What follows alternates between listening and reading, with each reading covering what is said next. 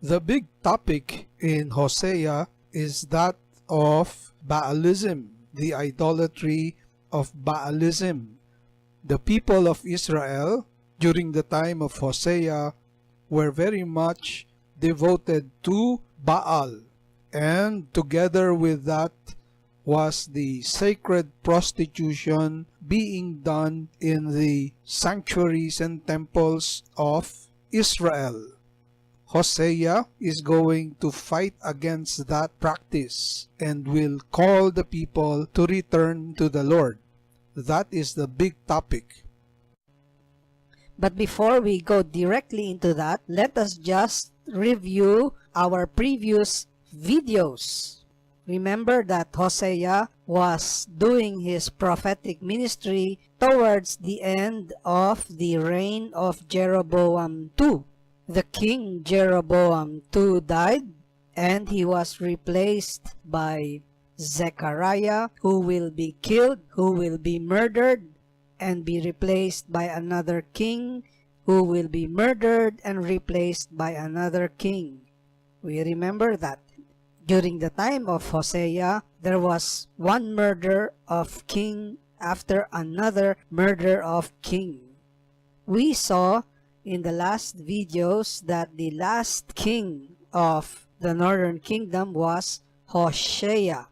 Now we also saw that during the time of Hosea, the Assyrian Empire was becoming more and more of a threat to Israel. And so the kings were trying to align with different nations around. And we also saw that the economy of Israel was really going down. So we can imagine how difficult the time was for the people of Israel during the ministry of Hosea, the prophet. Hosea is in this particular time.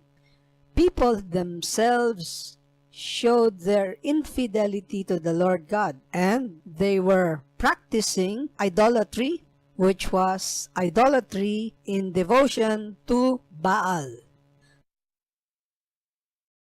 Now, this becomes a major topic inside the book of Hosea, and Hosea will struggle a lot against this idolatry of Baalism.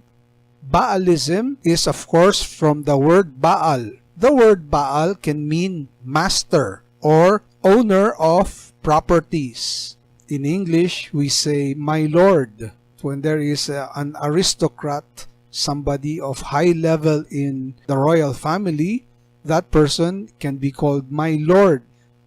Maybe you also have it in your languages. So Baal can mean master. But Baal is also used to refer to the way of calling the husband. So Baal can refer to husband or my husband, my Baal. In the book of Hosea, there is a strong use of Baal to refer to the Canaanite god of rain and thunder.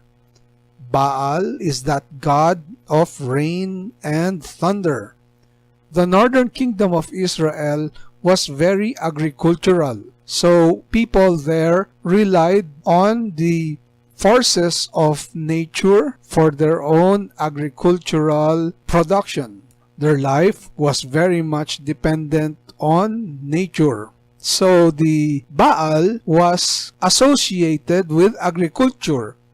Baal was an agricultural god, and Baal was seen by the people to be having a role in the growth and harvest of agricultural products.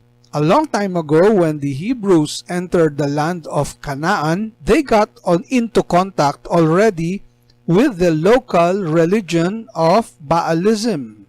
And so the presence of Baal and the presence of the religion of Baalism was already somehow strong in the land.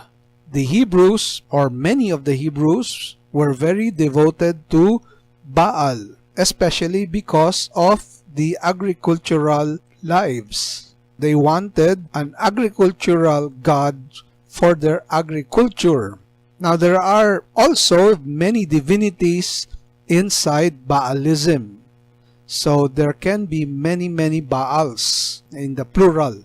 Now, many parts of the region of Israel are named after Baal, such as Baal Peor, Baal Zephon, Baal Hastor, Baal Hamon, Baal Hermon, Baal Zebub, Bamoth Baal, etc.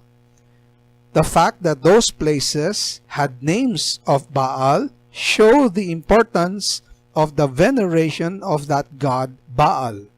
Hosea will denounce this veneration. Now, together with the practice of idolatry was the practice of sacred prostitution.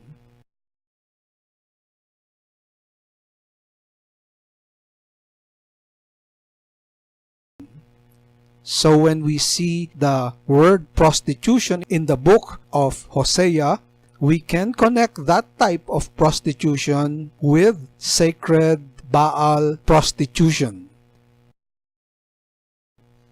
Now, as we know, the story of Israel ends in tragedy. Israel is invaded. The capital of Israel, Samaria, falls into the hands of the Assyrians. In the end, the kingdom of Israel falls, collapses. It is finished. Now, we see Israel fall. The king, the monarchy of Israel falls. There is no more monarchy. And the Bible will say that, in fact, the kings put the nation down. The kings sent the nation into tragedy.